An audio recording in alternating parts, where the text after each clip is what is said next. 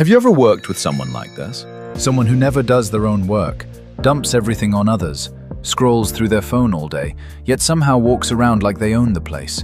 And the strangest part? Because they're close with the manager, nobody says a word. Not one person. Today, we're going to unpack exactly who this person is through a short story, then through psychology, and then through the words of some of history's greatest thinkers. By the end, you'll understand why they act the way they do, and more importantly, how to protect yourself. In a small town, there was a beloved bakery. And in that bakery, there were 3 bakers. The first baker arrived every morning before dawn, kneading dough, checking oven temperatures, organizing ingredients before anyone else walked through the door. The second baker worked quietly and steadily, baking her share of the bread every single day. Before leaving, she always wiped down her station until it was spotless. But the third baker was different. He happened to be a childhood friend of the bakery owner. And so, every morning when he arrived, the first thing he did was find a corner, sit down, and pull out his phone. When it came to kneading dough, he'd complain that it got on his hands and pass it off to someone else. When the ovens needed cleaning, he'd mutter, "That's not my job," and quietly disappear. On the days he was scheduled to close, he'd reluctantly do a few things. But on the days he left early, he'd untie his apron, toss it aside, and walk out without cleaning up a single thing. Every time he left, someone else stayed late to finish what he didn't. Now, the person who had actually taught the third baker everything: how to knead dough, how to set oven temperatures, how to prepare ingredients, was the second baker.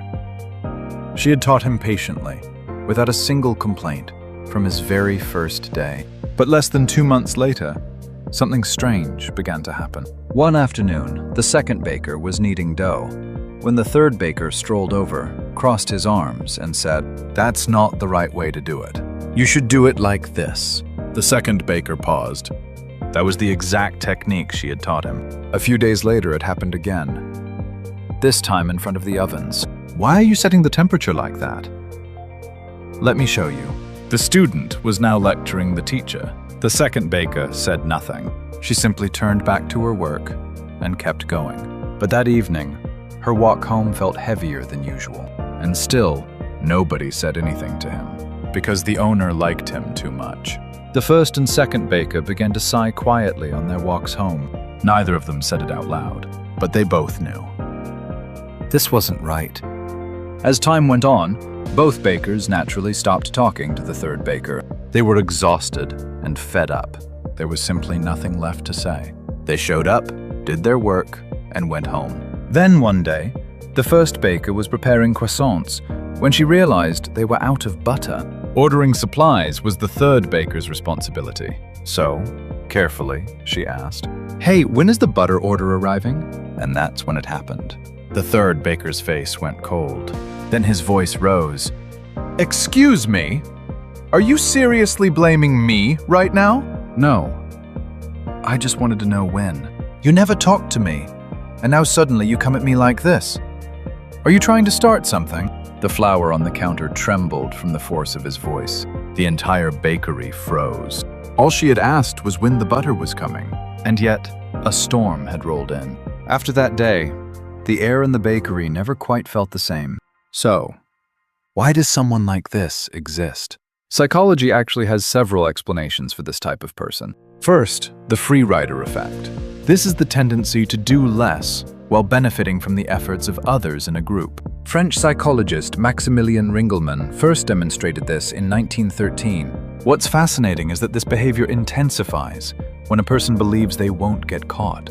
The less accountability there is, the bolder they become. Second, moral hazard. When someone repeatedly faces no consequences for their bad behavior, they unconsciously learn that it's acceptable and keep doing it.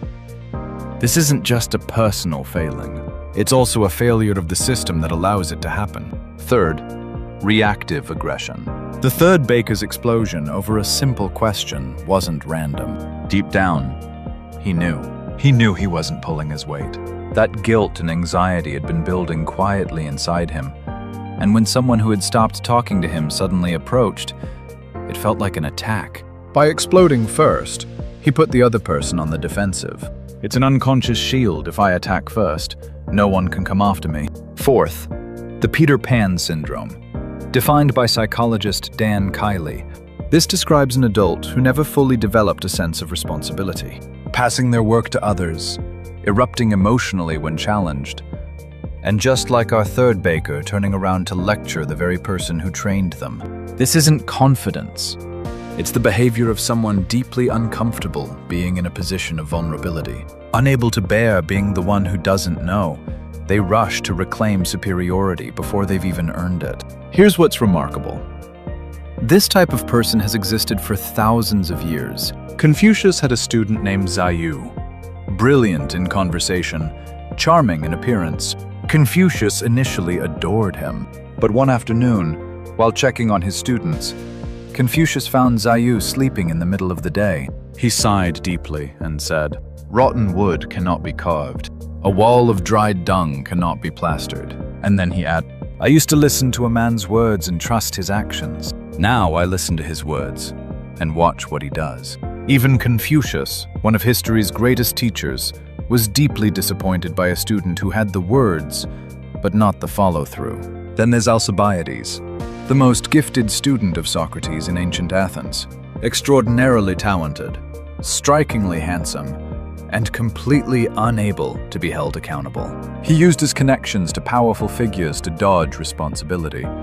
And whenever things went wrong, he blamed someone else. He betrayed Athens, then Sparta, then Persia, whichever was most convenient, all while never once doubting that he was special. Socrates observed him and said, "Talent without virtue is a disaster." Those words are just as true today. Skill without responsibility doesn't just go to waste.